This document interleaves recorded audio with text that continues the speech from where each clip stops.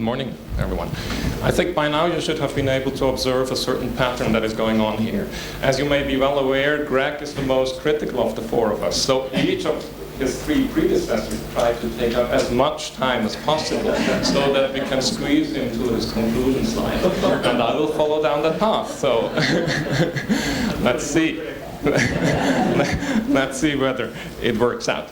I'm going to talk about the relation between disclosure regulation and cost of capital in an international setting. And I particularly focus on the international setting because there is ample literature on the general relation between an increase in transparency and its economic consequences, be it in the analytical part or based on some archival evidence. So I really want to focus on the international aspects. Greg already mentioned some of the advantages of going international in doing research. I won't mention those again, and I won't mention the cons because I leave it to Greg.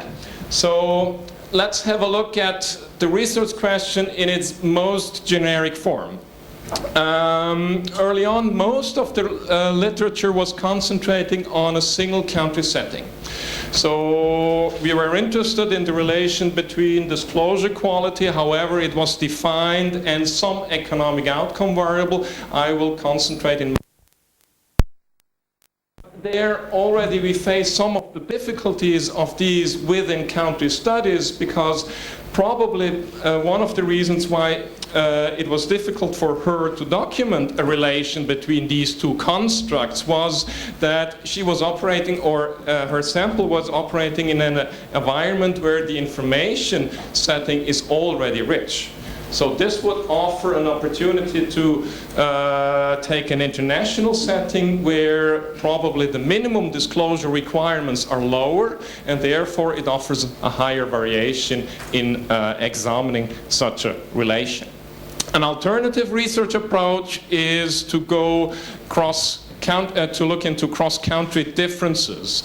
You can do this either in a level specification or in a changes specification. A level specification tries to exploit the variation in regulation across different countries. So how do country A and B compare?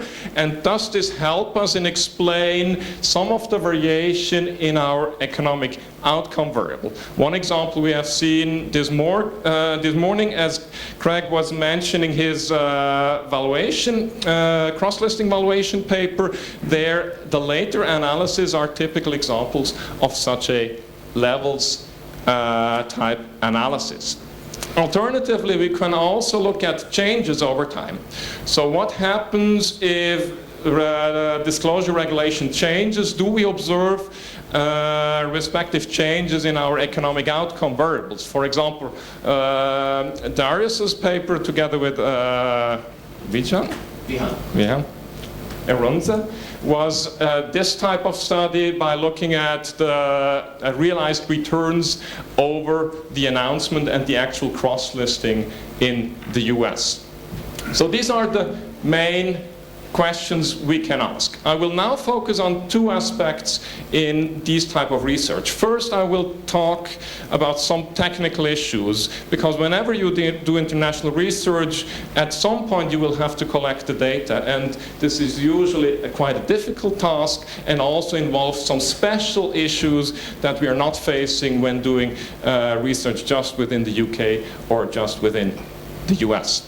Then the second aspect I'm going to talk about is the disclosure regulation part, and there I will introduce a very simplistic economic framework and apply it to some research settings and use it to illustrate the type of questions we can ask in this area. So let's start with the dependent variable. I will focus on the implied cost of capital measure because I was using it in a couple of papers. Initially, the idea, I think, is very appealing because what we do is we lend some valuation models from the theory work to apply a structure on the future earnings. Afterwards, what we do is we compute the intrinsic value of the firm based on these series of future residual incomes or abnormal earnings growth measures, and then set the intrinsic value of the firm equal to the current market price we observe, which lets us impute the internal rate of return, which we afterwards can use as a proxy for the implied cost of capital of these firms. So these models, they heavily rely on a couple of input measures. So we need some prices, assuming that price captures the underlying value in an unbiased, efficient manner.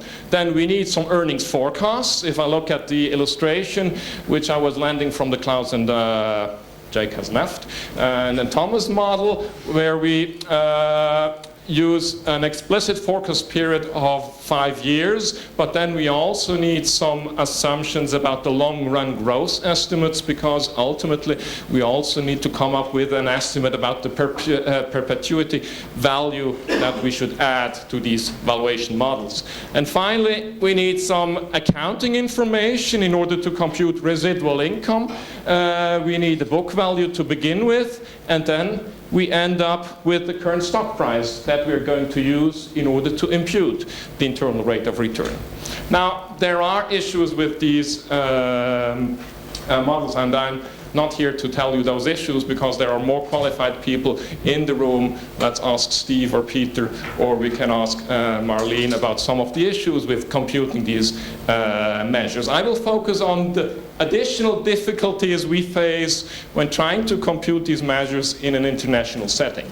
Well, the first question is, are we really sure whether stock prices that we observe globally measure the underlying fundamentals in an unbiased, efficient manner? I think after yesterday's presentation by Joe Piotrowski, we are not sure about that. And he, in particular, offers a class in valuation for emerging markets, because presumably valuation in those markets is somewhat different, and there is some academic evidence that pricing around the globe is different. Let's just mention the price synchronicity measure, or some of the studies that analyze well-documented stock market anomalies and then try to relate it to some of the institutional features we observe across different countries.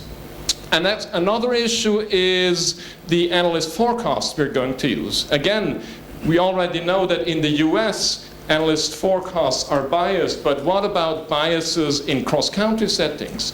And again, there is some literature that shows that securities regulation, investor protection, or other institutional forces also are systematically related to analyst coverage, and more importantly, to analyst forecast behavior. For example, Abby and Joe and Robert Bushman's paper, they show that after the enactment, after the enforcement, not the enactment of the insider trading laws, analyst coverage goes up, which may have an impact on the precision of these estimates that later on we're going to use to imply these impute these cost of capital measures. On a similar note, there is also a evolving literature that documents differences in accounting properties around the world, and that they are heavily shaped by institutional forces which reflect the underlying incentives. So this goes back to Hans's presentation yesterday, when he was telling us that, well, reporting incentives probably are one of the more important sources that shape reporting quality, and some of these reporting incentives will be influenced by the legal environment a company operates in. So if I just pick one of the examples, the Bol Kotari and Robin 2000 study, where they document the differences in accounting conservatism around the world, then this again will have an impact on how we estimate implied cost of capital. And finally, there presumably are also some substantial differences in economic growth, which will affect your estimates of the long-run growth that you will use in order to come up with a perpetuity in your implied models. To illustrate, let's pick just one of the issues, the accounting differences. So let's assume we have a company, or we have two companies, and they are fundamentally the same firms. They have the same expected future cash flow pattern. And markets correctly price these firms. So markets apply the same price tag to these firms, and as you can see here, we will end up with a price in the example of 847 units, whatever we are talking about. Now, how these fundamentals, the cash flows, are represented in the accounting reports now may largely vary depending on the location of these firms. Because if we have a firm that is situated in a more conservative country, then as a consequence, what we will observe is that future earnings and consequently future earnings estimates by financial analysts will be systematically lower than for the same, fundamentally same firm that is located in a country with less conservative accounting standards. Now, if we correctly compute our cost of capital, this shouldn't matter, because then at some point in the perpetuity it should be a catch-up effect in order to make up for these accounting differences. But it's not clear whether the financial analysts correctly include these catch-up effects, or we as researchers do that in a sufficiently efficient manner. If you don't, then you risk ending up with a cost of capital estimate that is systematically too low compared across these two legal regimes.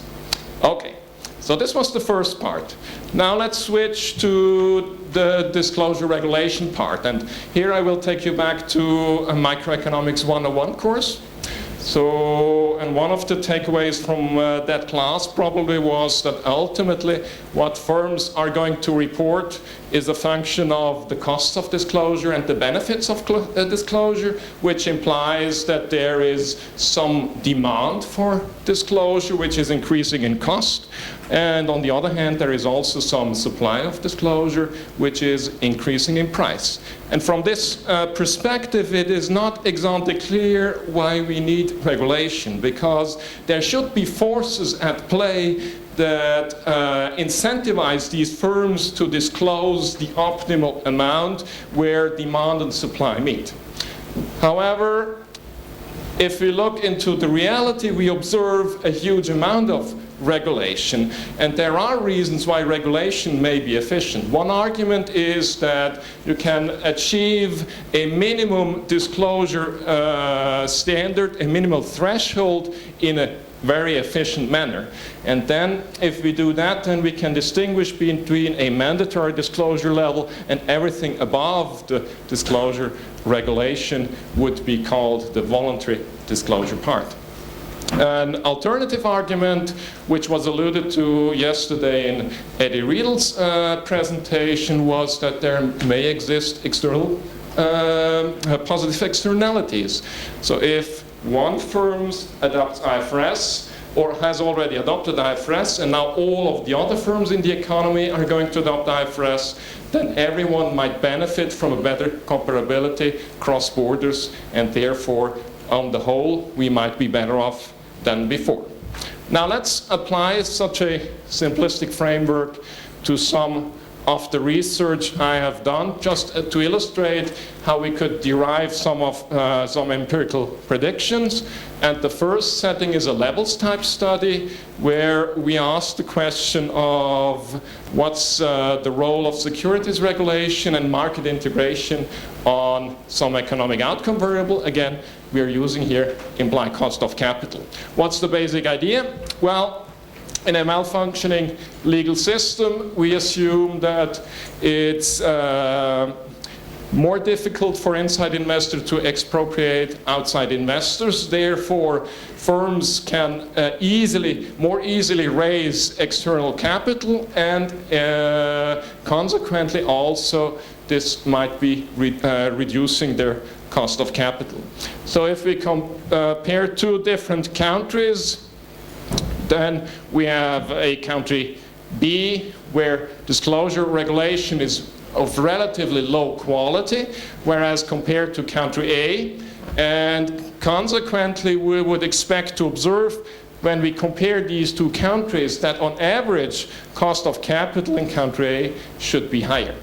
However, it's not always as easy as it seems, because as we have seen in some of the presentations so far, there are other forces at play. And one of these alternative forces might be market integration. So if we add market integration into the picture, then the answer to the question might be slightly different. Because what does market integration mean? If you're an investor in country B, now if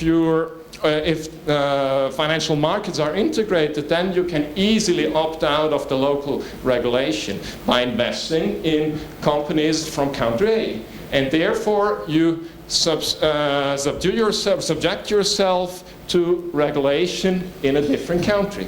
Now, this will have an impact on your local regime, and as you see, I was not clear how the direction of the impact is going to go, so it could be that in a country with a low quality legal regime, the quality of regulation will go up, or alternatively we could observe the opposite direction, which goes back to, or ties into Darius's discussion, is Sarbanes-Oxley or maybe already an over or too much of a legislation. Let's put this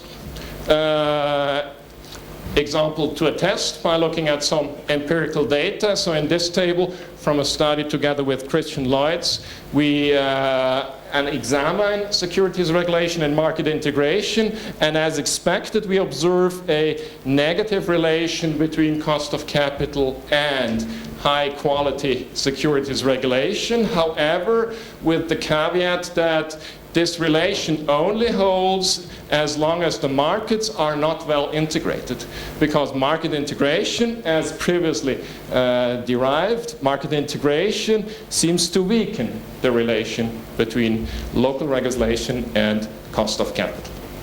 Now let's move on to the second illustration, which is a changes specification. In this setting, we are going to ask the question, what happens after the adoption of mandatory IFRS adoption?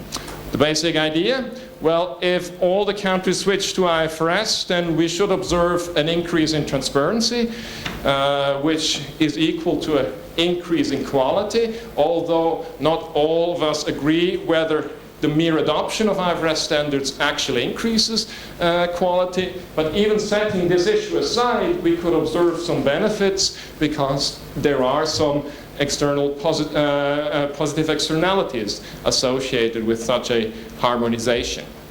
What does this mean in our simplistic framework? Well, we have two countries. Both start with their local regulation. Now, the starting point is different across the two countries. We have one country where the initial local gap is presumably of a lower quality as compared to the other country. So if we now switch to IFRS, they are put on an equal footage. They are now at least on paper, following the same rules. And one of the empirical predictions would be that the benefits, if there are any, should be larger for those countries with the lower quality local gap to begin with. However, there are some opposing factors we have to consider. One is that a switch to IFRS is not costless, which is illustrated by the shift in the supply curve. So it's not clear whether we actually improve the overall disclosure quality at all. The second caveat is with regard to enforcement. It's not clear whether merely adopting IFRS also means that all the firms in the economy actually implement IFRS in an equal way. Depending on the enforcement regime, we might still observe huge differences. So we can, again, put this to a test and look at some empirical data. This is a study with Rodrigo and Holger, who are in the audience, and Christian. And what we do find here is that indeed the benefits of IFRS, here measured as liquidity benefits, not cost of capital benefits, seem to be strongest in countries with strong legal regimes, where companies have strong reporting incentives to begin with, or consistent with one of the earlier predictions, where the difference between local GAAP and IFRS are largest. Which lets me conclude.